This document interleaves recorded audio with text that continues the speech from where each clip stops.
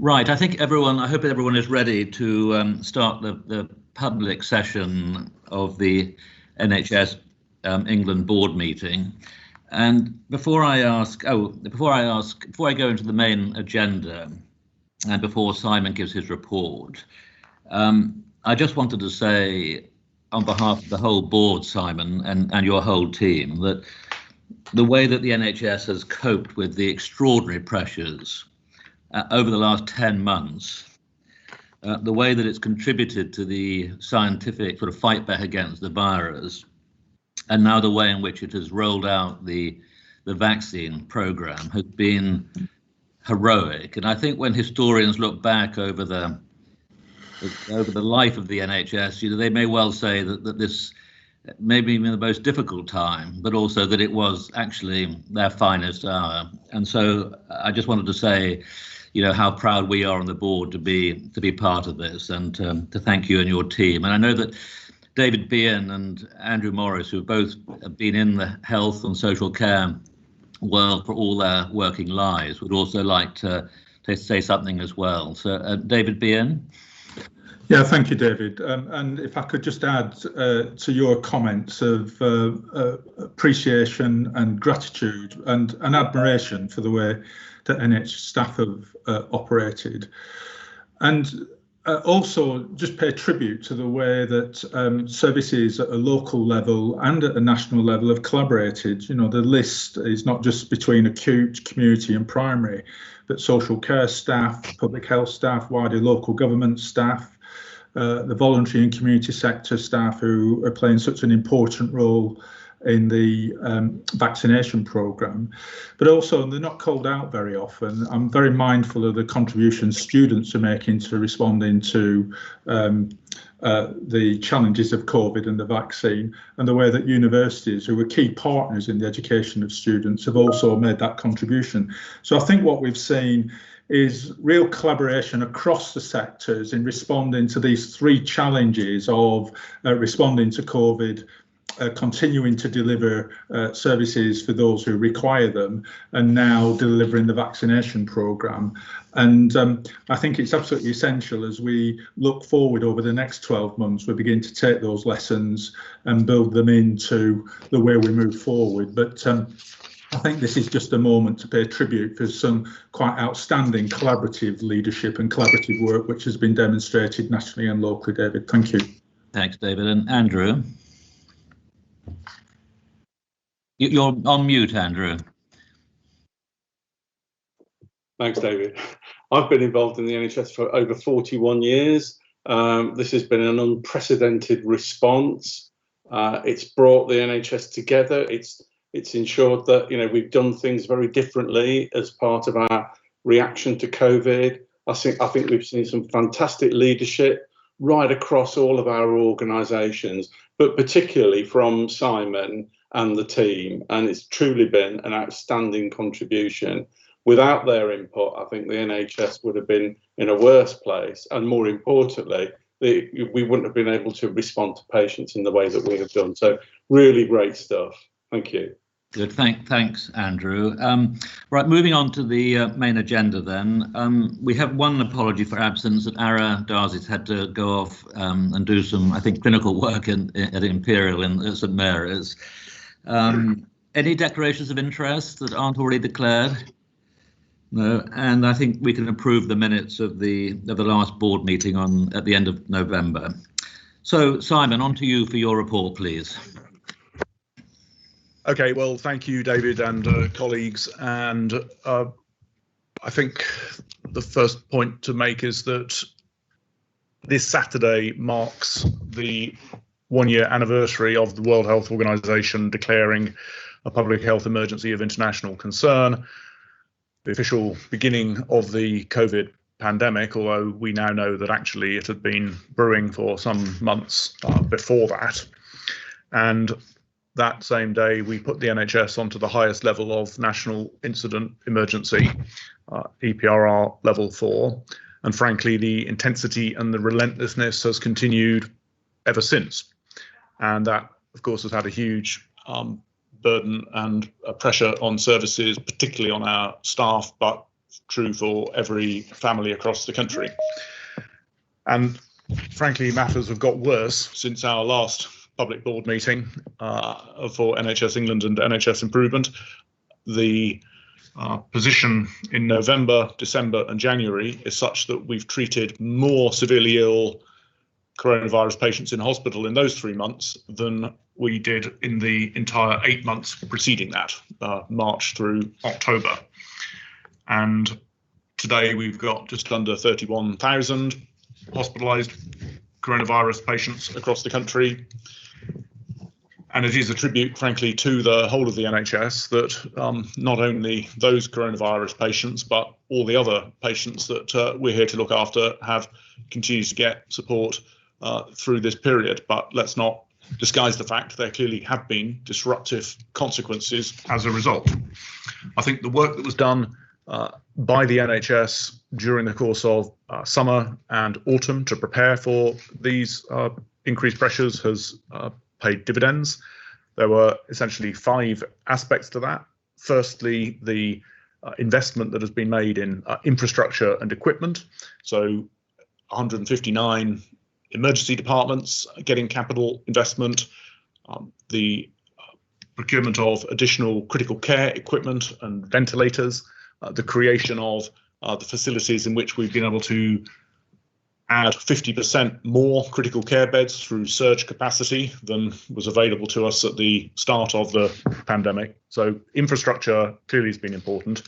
Secondly, staff, and I know we will talk about this in more detail, but not only the staff currently working in the health service, but those who have come back to help, student nurses, undergraduate doctors, international recruits.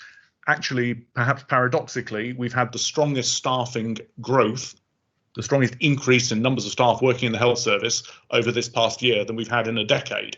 We obviously want to hold on to that and support and build from that as we look out to next year and the years to come. But as well as infrastructure and staff, of course, partnerships have been a huge part of the preparation that has been undertaken, the work that we've been doing with hospices, with local authorities, with the independent sector, with the voluntary sector. All of that has been hugely important. Fourthly, the new treatments and care that has been developed, whether that's online access, pulse oximetry, long COVID clinics, the continuing evolution of critical care treatments, particularly oxygen rather than ventilated support for some patients, and the improved clock speed of randomized controlled trials to develop new therapies. All of that has been part of how the service has prepared. And then fifthly, I think during summer and autumn, hospitals and primary care used that window of opportunity well to begin to tackle some of the backlogs of care that had arisen. But having said all of that, that obviously is at risk when coronavirus is out of control. And so as well as having 12,000 more COVID inpatients now than we had in the April peak, we're also looking after today 32,000 more hospital inpatients for conditions other than coronavirus, that double pressure. So although it does now look as if we are perhaps at the top of the current wave, the Chief Medical Officer suggested we were probably at the peak now. We're just beginning to see inpatient numbers beginning to turn. It looks as if it will be a slow reduction in the number of inpatients that we're dealing with, together with all of the needs that we've discussed previously in the community health services, mental health and elsewhere. And at the same time, the vaccination programme really building momentum. 1 in 7 adults now across England having had their first vaccination. And as we continue to make progress, that will, of course, reduce the infection rate and indeed, therefore, reduce the pressures on the NHS. About 3/4 of general and acute hospital beds are occupied by people over the age of 65 with COVID, and about half of the critical care beds. So the connection between vaccination and infection and reducing risk of death and pressure on the NHS, that is obviously what the next 3 and 6 months are going to be all about. We've got a specific item on that, so I will, I think, stop there, David. Thank you very much. So does anyone have any questions for Simon? I mean, maybe I could just pick up one aspect of what you're talking about, Simon, about the impact of COVID's had on our staff, and maybe you'd like to bring in Prerna and Ruth and Steve into that as well. But just maybe you just give your impressions of what it's been like for people at the front line of coping with this crisis.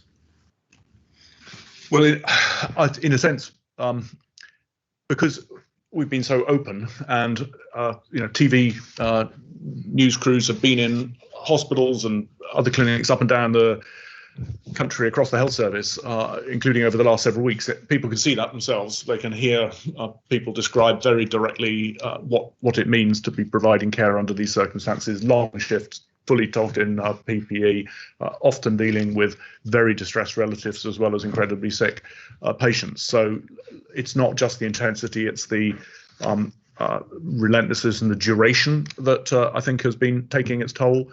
So there are a series of things that local trusts and employers with our support have been seeking to do in terms of health and well-being support, psychological support, but frankly, what people I think first and foremost want in the here and now is for the number of coronavirus patients that people are looking after to come down, and that means getting infections coming down as well. But then there are some big questions we're going to have to answer about how to support staff coming out the other side of this, as we look to what the future of the health service will require. Prerna and colleagues have begun that dialogue with many of our partners, so Prerna may want to come in now.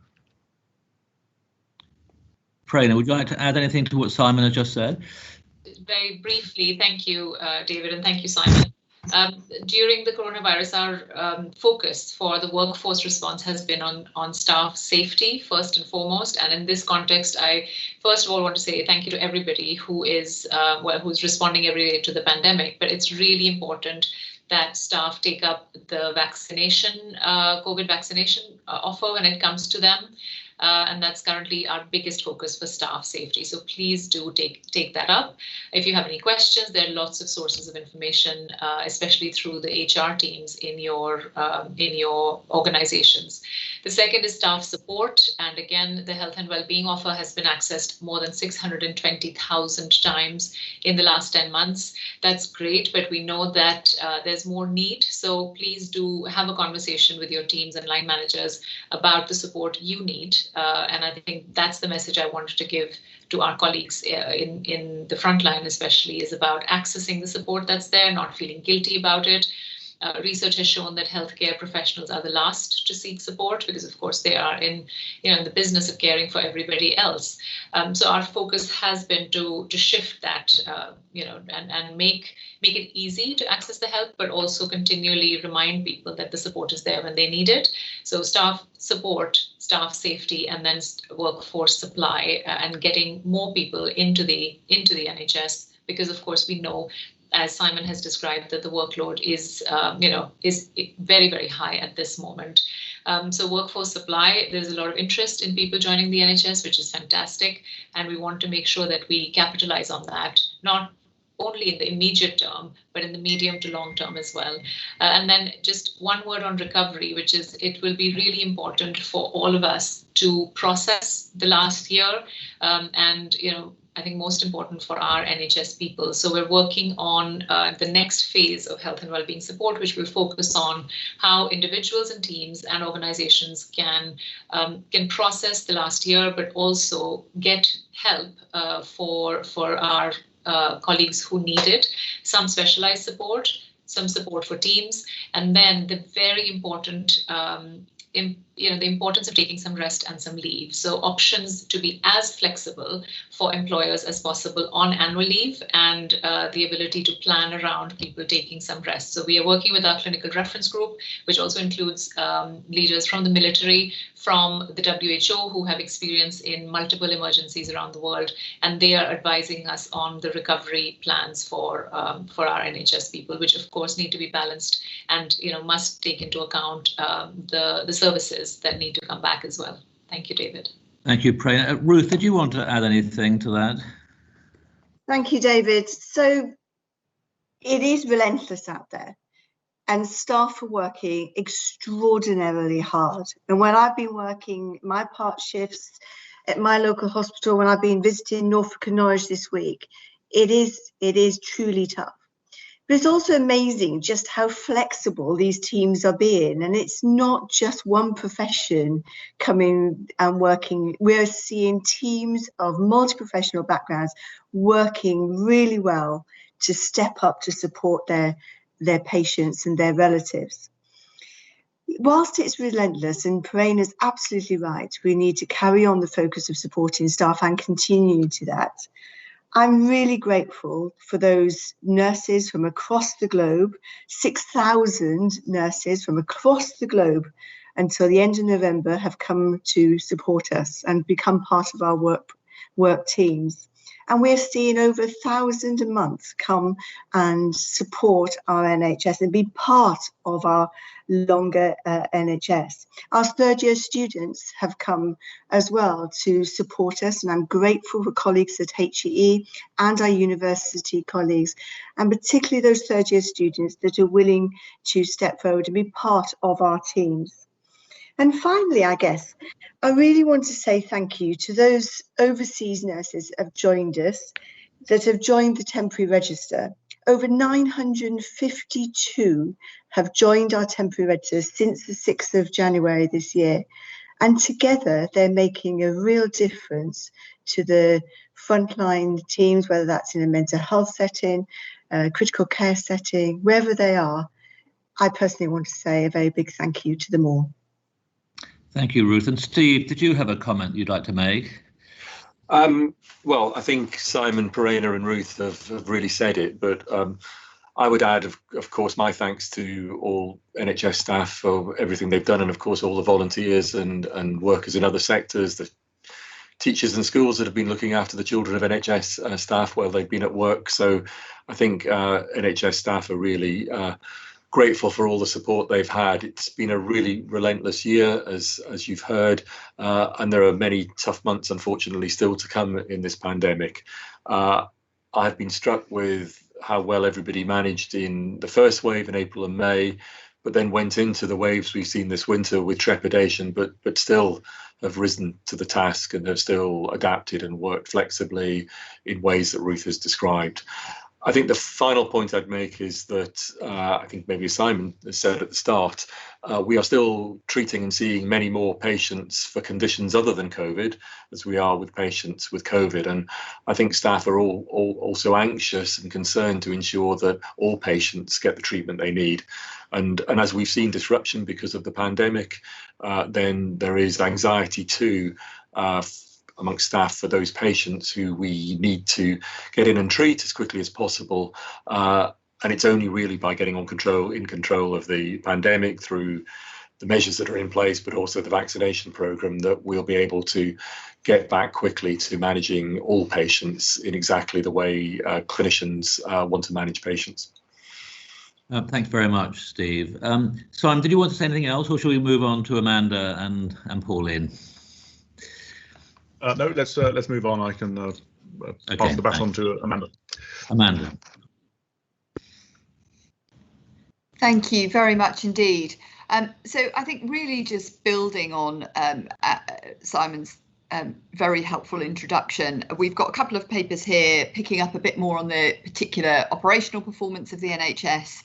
And I think the really important bit here is the context. So what we are describing is a combination of exactly what Simon said, which is the way that the NHS has responded to this really significant pressure from COVID, but also the way that the NHS has continued to provide for non-COVID care across, in particular, these last few months of intense pressure. I think worth saying, Simon's just run through some of the actions that were taken, obviously, in advance of hitting this particular wave of pressure over the last couple of months. Just worth mentioning some of the actions that we have been taking over the particular peak of pressure to make sure that the NHS could still function as well as possible, given all of those different demands on it. So Prerna, Ruth, Steve have talked very eloquently about all of the things that have been going on around support for staff, but also making sure that we have the supply of staff available to support the NHS through this. But worth saying, I think that some of the other things that we've done have really been about building again on the mutual aid arrangements that were in place for the first wave, particularly in relation to critical care, which is where some of the greatest pressure has been seen. So we've seen organisations working together really effectively at local level within their regions and indeed nationally, and in a very, very small number of cases that has been a very important part of our response to just make sure that patients had the care that they needed when they needed it. The other thing that I think is just worth mentioning is the work that's gone in really to supporting safe discharge.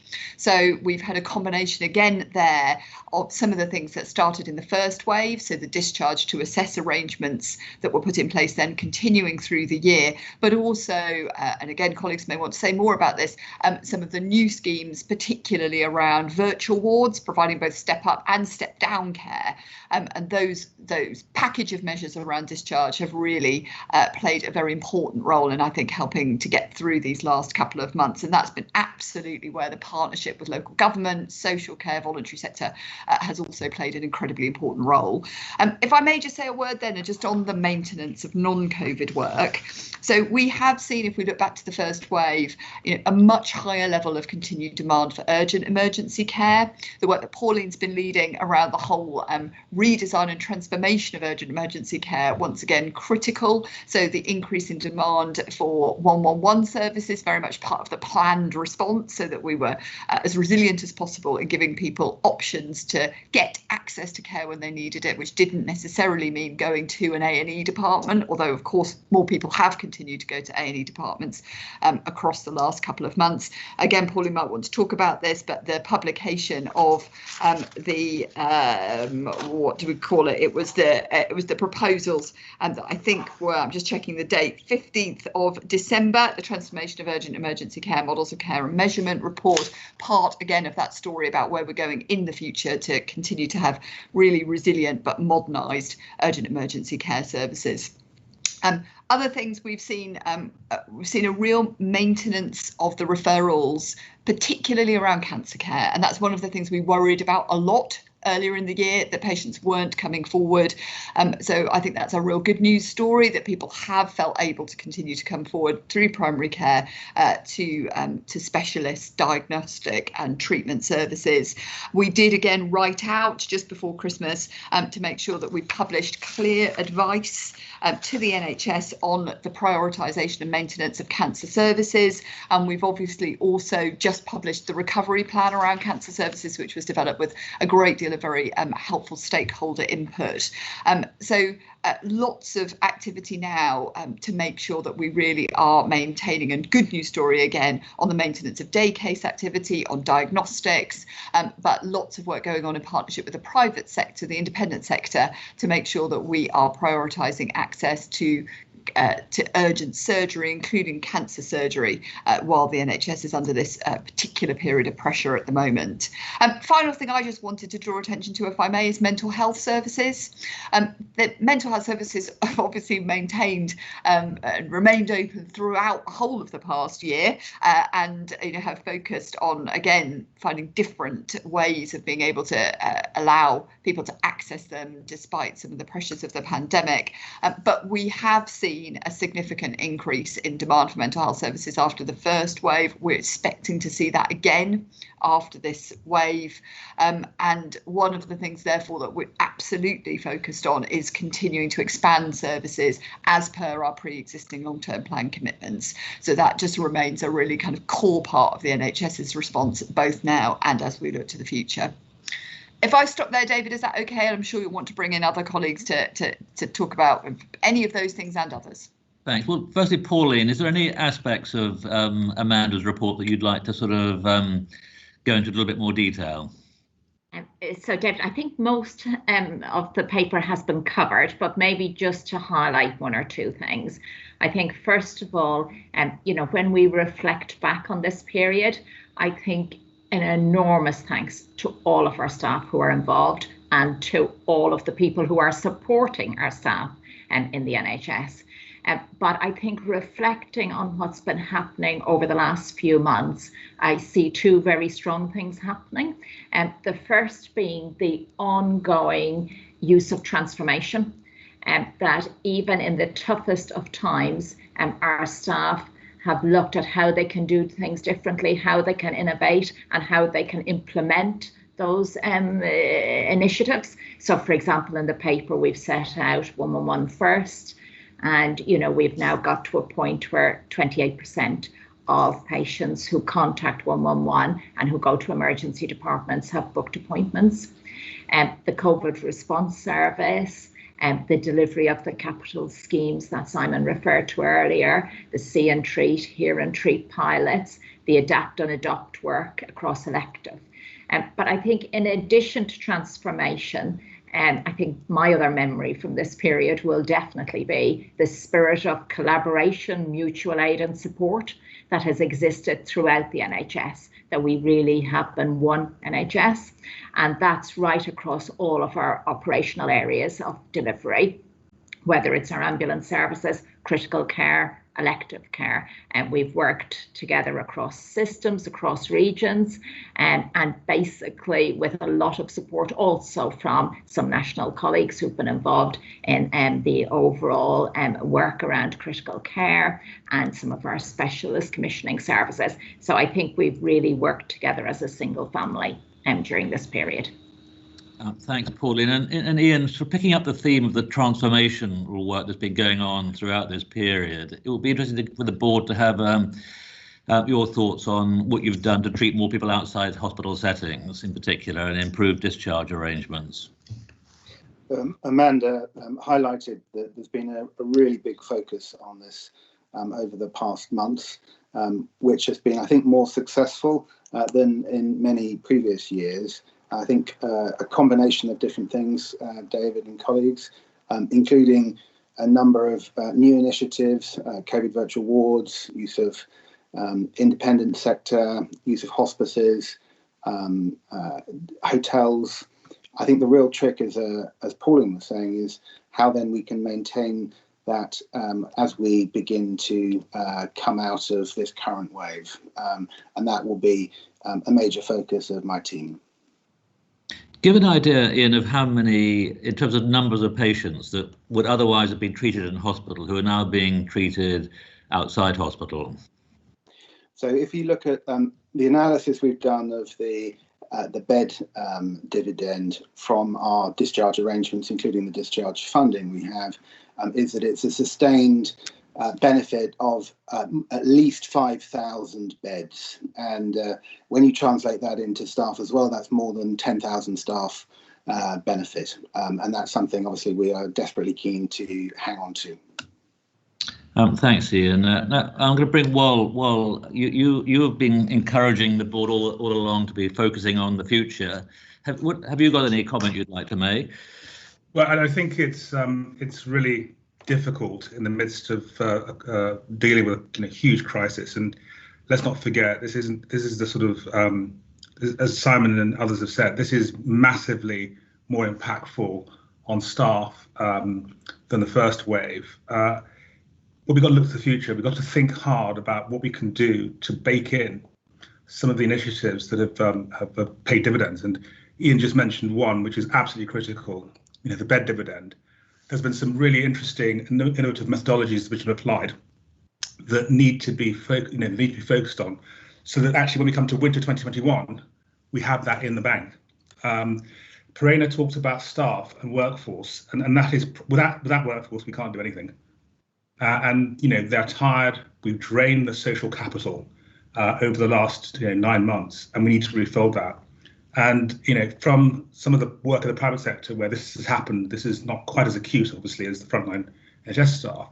What we're seeing is that you just have to lean into it and accept the fact that staff are stressed, and you've got to allow them to, in a sense, vent and express how they feel about what's been going on before you can move to the next stage. I know, Perena, and we're looking forward as a board to seeing your report on the initiatives you're going to put in place. And the final point I make is, and I think others have mentioned this, about inequalities. I mean, this is something that's critically important. We need to, again, as a as a health system and as a country face up to the inequalities of how healthcare has been delivered in the past and how different groups access healthcare. And this crisis has shone an extreme light on this, and we need to make sure we don't leave that behind. And I know that Simon in particular and Amanda have been leaning into this very strongly and power to their elbow. Thank you, Wal. So, Ian, on this point about health inequalities, just give an update to the board of where we are. So, in the summer, we published a report of the actions the NHS should take straight away to try and improve its performance on inequalities. 8 actions came out in July. Since then, there's been, I think, strong progress on most of those actions, whether it's on reviewing digital inclusion, the continued work on health checks, and in particular, a big focus on data and how do we embed analysis of performance, not just of the whole population, but by the most deprived 20% of the population and different specific BAME populations. So I think that work is going really well. Clearly, the main focus we have at the moment is on the COVID vaccination programme, and a huge focus and effort by Emily and her team working closely with local government colleagues in trying to make sure that we can maximise uptake in the most inclusive way. Thanks, Ian. I'm looking at Andrew Morris. I mean, Andrew, given your long experience of running hospitals in the NHS, obviously Frimley being one of our outstanding hospitals. I mean, how in terms of the day-to-day operational pressures within a hospital setting, just give a view to the board of what it's like to be running a hospital today. Thanks, David. So I think it's really tough. And every day requires a different set of responses to the challenges that is faced by a particular hospital in a particular patch. Flexibility around deployment of staff is really important. Trying to get people to cover all of the shifts on a 24-hour basis is a particular challenge, and trying to get people to work very flexibly is a challenge that all chief execs face. So we've seen anaesthetists who don't normally work in a critical care setting.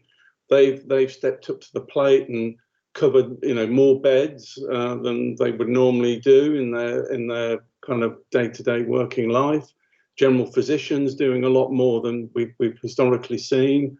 So I think flexibility has been the really, really key thing that's enabled us to respond in a really positive way, and lots of staff have gone the extra mile. We now feel more as a single NHS than we did prior to the pandemic, because whether you're in a hospital setting or in primary care or in a community service or in mental health, everyone is doing their bit to help cope with this particular challenge, and I think that's given us a new glue to kind of lift ourselves up and look into the future and create a different set of services that we offer patients. And, there's some real great transformational opportunities here. But everyone has gone the extra mile. And if we'd have sat here a year ago thinking that today we'd be talking about over 30,000 people with COVID in our hospital, we would have said that's impossible. We would never cope with it. And here we are, we're doing it really well under very difficult circumstances. Our staff are going the extra mile day in, day out, and putting their families second in many cases to help, the cause here. So, it is really, really one big team effort, and that's the big thing that's come out of this. So it's a real challenge, but I think it's controllable.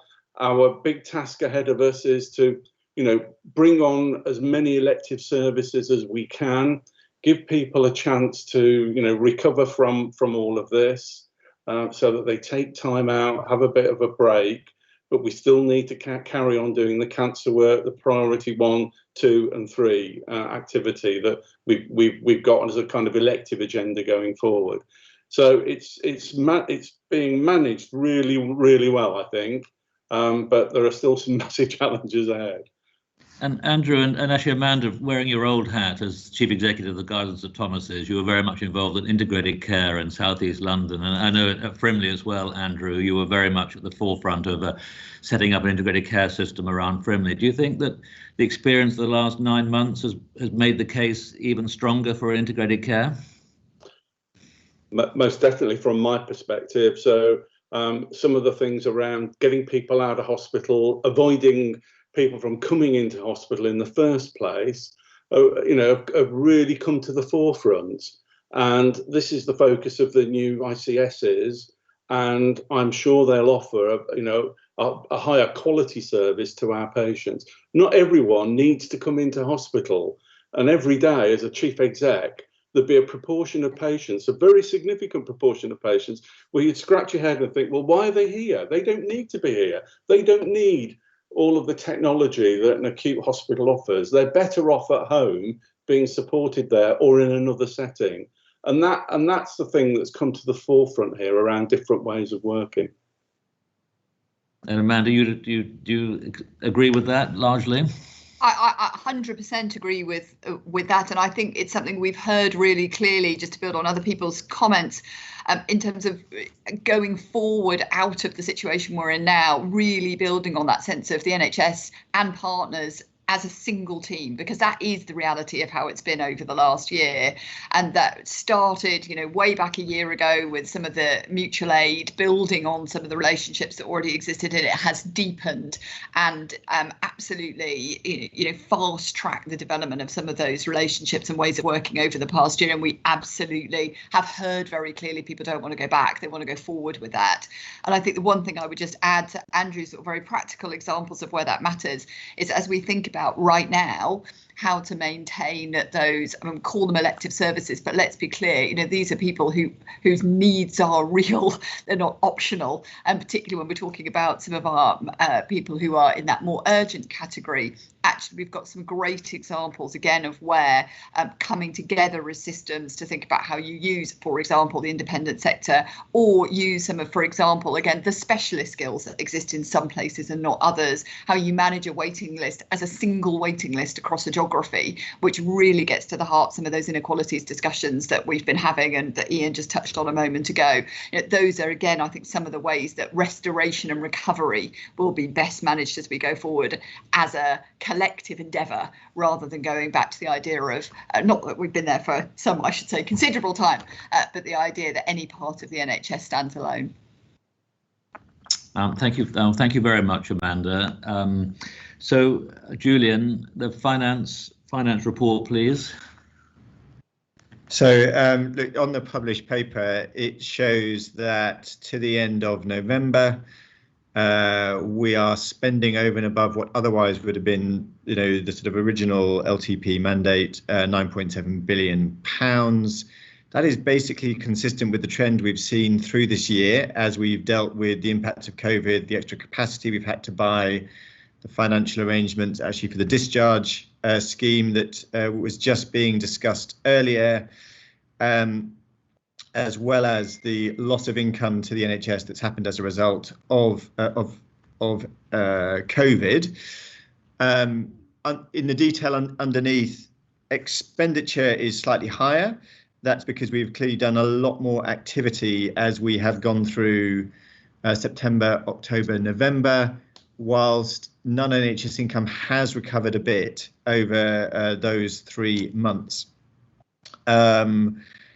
Capital, the report sets out where we are.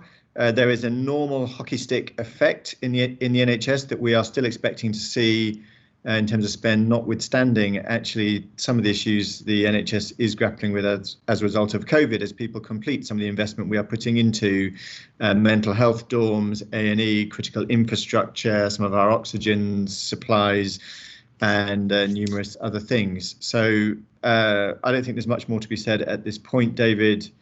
I'll take any questions or comments. I wonder if David Roberts, who chairs our finance group, would like to chip in at this point. David. No, I think exactly as as Julian said, I think, you know, alongside the sort of the theme of people and operational planning, which is clearly the driver, we also need to be, and we are turning our mind to sort of financial planning, recognising, I think, the sensible decision, not which the board approved, to sort of suspend operational planning for the first quarter, if you like, in order to allow people to concentrate, so that a financial framework comes in from sort of the, we start thinking about that again in the new financial year. It will be important to join up operational planning, quality, people and finances, and clearly those conversations will be important with the Treasury going forward. But so far so good in terms of being able to get the money into the places that it's needed, and I think the team have done a good job on that. So that's it, David. Okay, thanks, David. Any other questions for Julian on the finances? Well, Julian, is anyone? No, I'm sorry, I thought I saw someone's hand going up. Julian, thank you very much. I mean, you know, the finance department is often the unsung heroes of at times like this, and I think keeping a grip on the finances, whereas at the same time having a probably greater degree of flexibility in these times has been, you know, that getting that balance right is really difficult, and you've just got it. I mean, all the feedback I get from trusts is that they feel the relationship with you, they can have an intelligent, sensible discussion with you, which is, I think, you know, it is very important, and so taking them along with us on this journey. So thank you to all you and all your team. So I think we're now moving on to the an update on the vaccine project. Are you there, Emily? Yes, I'm here, David. Over to you. Thank you. So I will just talk through some of the headlines from the paper, and then obviously happy to have a discussion. So, I mean, starting perhaps from something that Amanda said about no part of the NHS standing alone. I think the vaccination programme in its deployment is a very good example of that, and indeed of the whole nobody in the country standing alone. In that, of course, we wouldn't have any vaccine to distribute at all if it wasn't for the work of the Vaccines Task Force, and obviously all of the scientists and manufacturing involved in getting the vaccines produced in the first place, and of exceptional clinical leadership in the MHRA's approach to robust evaluation of this critical intervention, and the KCVI's advice to government, which has created the policy that the deployment team's putting into place. So recognising that there are multiple systems at work here and now in deployment, there are obviously some aspects which have been developed and are being run nationally, like the supply chain, but nothing is going into arms without local frontline clinical leaders, pharmacists, and volunteers coming forward to deliver this in various different locations. So just thinking about some of the ways that deployment's been enacted, we of course have local vaccination services which are led by primary care, often groups of primary care networks working together, but also now community pharmacy, where there are over 100 sites operating to deliver vaccine in the heart of local communities. We have hospital hubs who started off vaccinating those most at risk in the over 80s and care home staff, and have now moved on to working as part of local health systems to deliver vaccine both to their own staff but also to the rest of health system staff and social care staff. And we have the vaccination centres who are working through into all of those cohorts. And then critically, in order to reach the most vulnerable, we of course have the roving models, both visits to care homes and now also visits to the housebound. And so, for example, yesterday we had the story of a Holocaust survivor on Holocaust Memorial Day being vaccinated in her own home by her GP. And today we have an alliance in the Crawley health system between Metrobus and the Gurja Hindu Temple locally and the Apple Tree Centre to have a vaccine bus to reach the communities that need the vaccine. So really the NHS and associated volunteers and supporters going all out to get the vaccine to those who are most in need.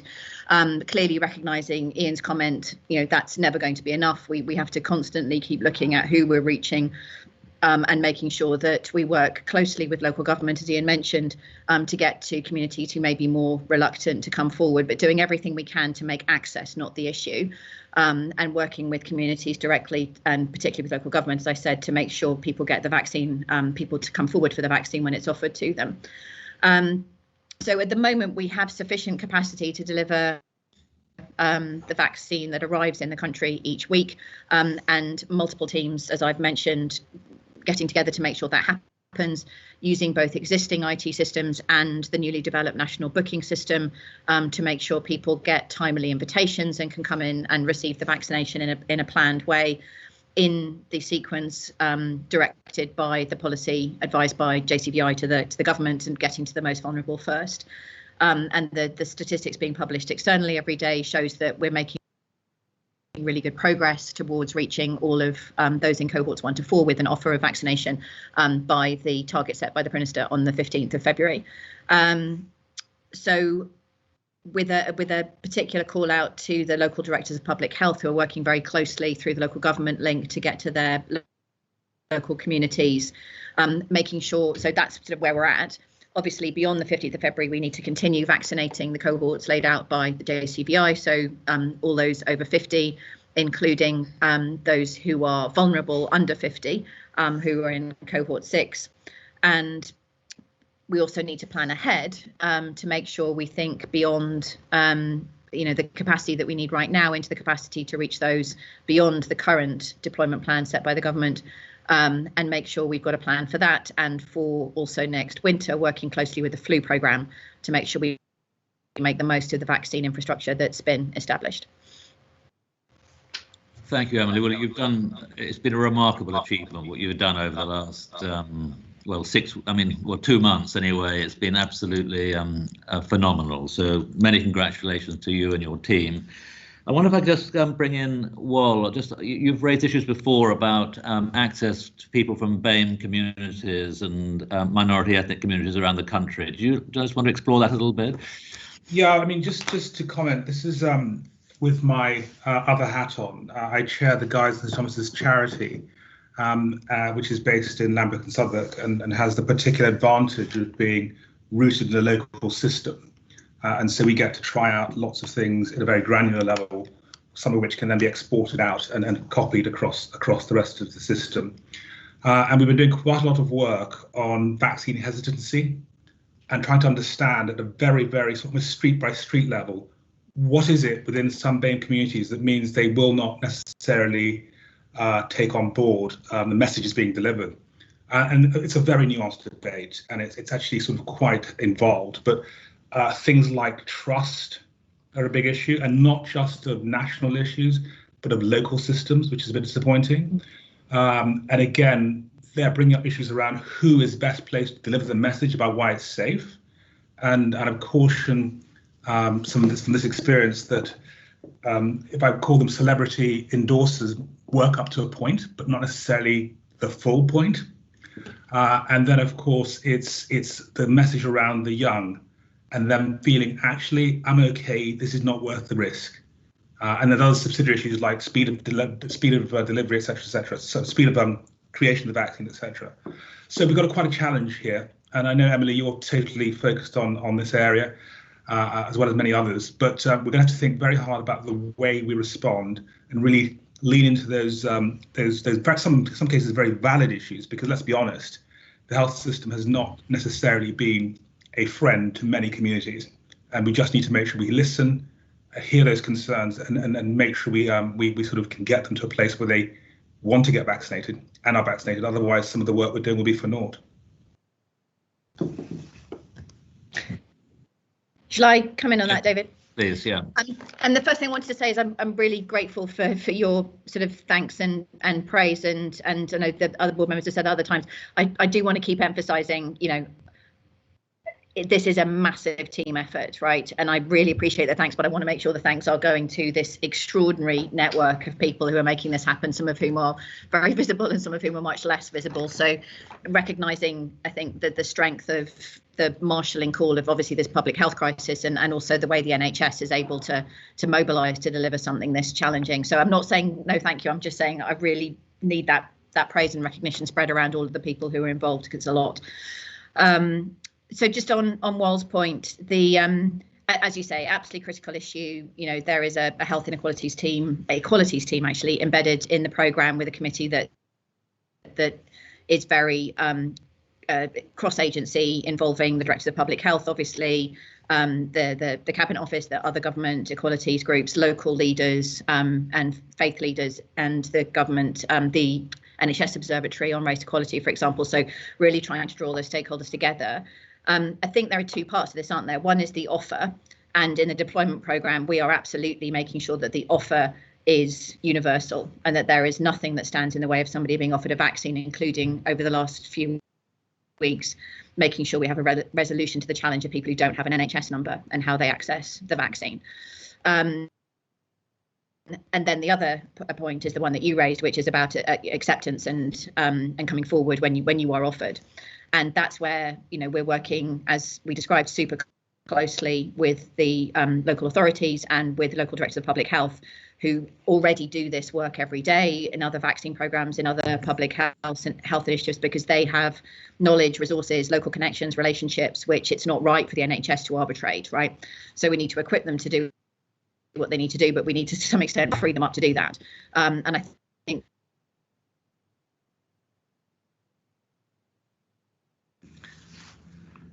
she's frozen.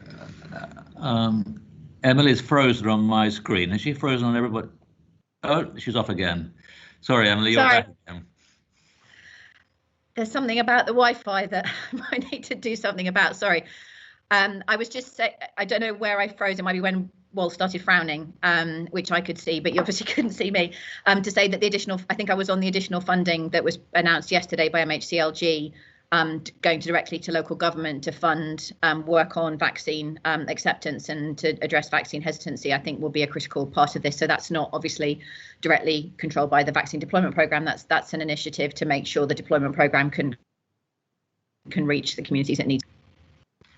Thanks, Emily. Laura Wagheri, one of an aspect of the programme that is not talked about very much is the IT infrastructure. You couldn't just give us a view from NHS Digital about how it's going? Thank you, David, and thank you to Emily for kind of acknowledgement, I think, of just how many people are making this all possible, because one of the key bits and is indeed the systems to make this possible across a very, very complicated landscape. And I think the point I would make is I think people have done extraordinary efforts in very short time periods to make that possible. I think what it's showing is the importance of information to enable both us to understand uptake and then to be able to understand, for example, uptake around the AME, for example, and that kind of information. We have needed to add in and track additionally. So I think I would say really fantastic teamwork and very supportive of the enormous efforts all the way across the NHS to make this happen. So thank you. Thanks, Laura. I'd just like to bring in Munir, because one of the sort of more controversial aspects of the programme has been the 12-week delay of for the second vaccine or the second dose. You couldn't just give your perspective on that, because you were very much part of that decision, I think.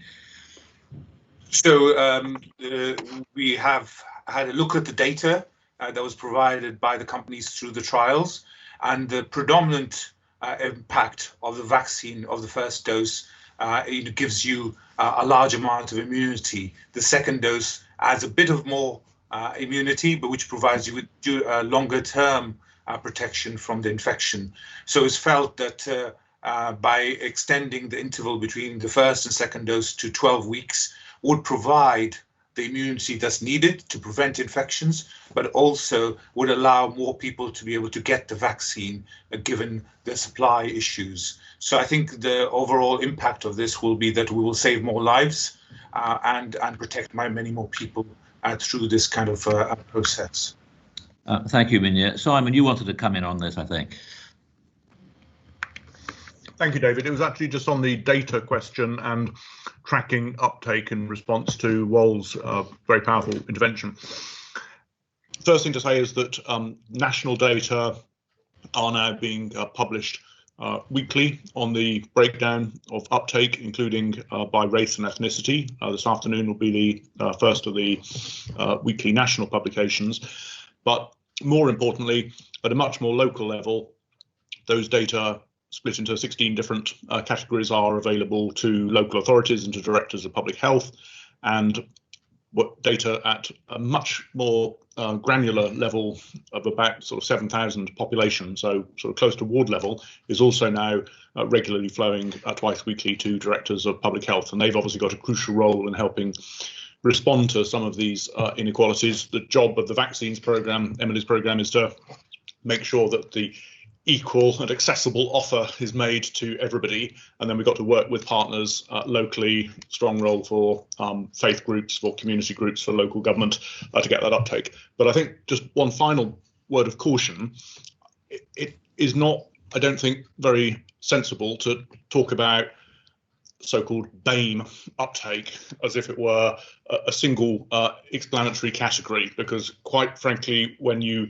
actually look more carefully, you see that there are different degrees of access barriers or vaccine hesitancy or trust in public services amongst different communities. And in fact, even amongst people described as from South Asian heritage, uptake is much higher amongst people of Indian heritage than of Pakistani or Bangladeshi heritage, for example. So that, together with Black British, Black Caribbean and Black African groups as described using the ONS classification, that's the level of granularity, the local engagement that Wol talks about that actually will make the difference here, even as the programme rolls out to many millions more in different age groups and categories of risk. David, might just come in. Simon, that's a very, very important intervention, actually. And actually, I find myself having to put my hand up and go, I'm now falling prey to the sort of shorthand of using BAME to cover everything. And in this particular regard, you can't do that. It is so granular. It's very important. In one area, it's Black. In another area, it's Bangladeshi. In another area, it's Indian. You have to be that specific. So I'm really pleased, Simon, that you made that intervention. Thank you. Thank you. Tim, you've seen the vaccine rollout in the US over the last sort of 6 weeks as well. Could you, I mean, it'd be quite interesting, I think, for the board to sort of hear your views or contrast how it's gone in the US with how it's going over here. Sure, David. Thanks for the question. Well, first, maybe I'll emphasize some similarities, and the similarities are the genuine effort to make the process work, the staffing and financing, all the things that I heard Emily so wonderfully review are all, the challenges are largely the same. Also, filling the information gap for the population to address vaccine hesitancy is top of mind, and the proactive concerns about the potential for inequity in health outcomes resulting from unequal uptake are very much top of mind. I will then make a contrast, which is, you know, in the U.S., the supply chain process from manufacturer to federal government to state government, and then to the variable set of end jabbers, it's very different the way it's being managed in the U.S. And I will say that coordination of the many players in the supply chain and the lack of visibility of each player to the other in the supply chain is a really big problem in the U.S. that is creating enormous amounts of inefficiency and ineffectiveness. And so I contrast with that with the end-to-end visibility that I see, that I hear described by Emily, and I'm frankly jealous. It is clearly more effective and efficient to have that end-to-end visibility, which does not exist in the United States. And then I'll just close by saying that, you know, of course, we also share, going back to the things we share, the anticipatory relief that the vaccine, the jabs herald. the beginning of the end of the pandemic and the return to something we would all recognize as normal life. Thanks very much, Tim. Well, it's a positive note to end that discussion on. Emily, is there any last word you'd like to have on vaccines before we move on? You're muted, Emily. Thank you. Sorry. I've done very poorly on the technology, haven't I? Wi-Fi dropped and muting myself. So two things really. The first is to say thanks to the board for the support and for the, practical support that several of them have offered into the programme at various times. So thank you for that. And the second thing is to say what I said earlier, which is just to make sure we're recognising the extraordinary effort of thousands of people to deliver this every day. It is absolutely astonishing, that we are doing over 200 jabs a minute. And that's thanks to the power of the NHS to marshal people, the ability of administrative staff to do complex rotas to make sure they're delivering essential healthcare at the same time as delivering the vaccination programme, people coming forward who are retired, people coming forward who've never worked in the NHS before, to act as marshals in car parks, the extraordinary role that pharmacists have played across the NHS to make sure everybody feels safe dispensing really quite complicated substances. The extraordinary logistics and supply chain expertise we've had, the data points that Laura made. I'm obviously going to miss people now and feel terrible about it, but the point is, it's, as Tim just said, right, we absolutely need that whole end-to-end view coming from the supply into the country into when it's being delivered into an arm, and we've got that. Always improvements to be made, thanks to everybody kind of putting different points of view and different experiences all together in order to achieve something really extraordinary. So it's the most extraordinary thing to be part of, and I really want everybody who's involved to know that they're being noticed and thanked for what they're doing. Thanks very much, Emily. I was reminded of that John Donne poem, didn't one? No man is an island. Anyway, look, thank you very much to you and the whole wider team. So is there any other business, or Simon, did you want a last word on anything, or Amanda, before we wrap up? No, although, well, just a reflection on the vaccines conversation we just had. Look, we're not there yet. We're off to a strong start. We've got good momentum, but there is a huge journey ahead of us still. We are, as has been now well vetted in public discourse, supply constrained, and so there is, unevenness day by day through the week and week by week, and we're on track for where we want to be by the 15th of February, but as I previously said, it's 2 sprints and then a marathon. So, this is the first sprint. The second sprint will be the next group of at-risk individuals identified by JCVI and government, and then the marathon will be extending to the whole population. And we're going to continue to adjust the model as we go. As we have more supply, then more high street pharmacists and other easily convenient access points will be available, and we'll have more of the larger scale vaccination offers as well.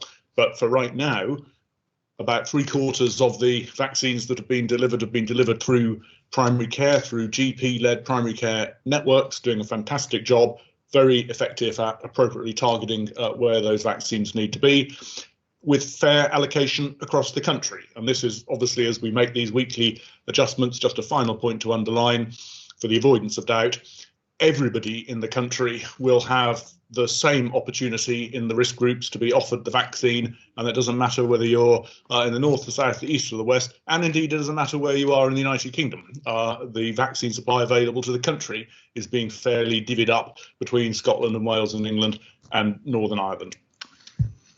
Good. Well, on that note, Simon, unless you had anything you wanted to add to that, Amanda, I think I'd like just to thank the team very much for everything you're doing, and close the meeting. Thank you very much. Thank you.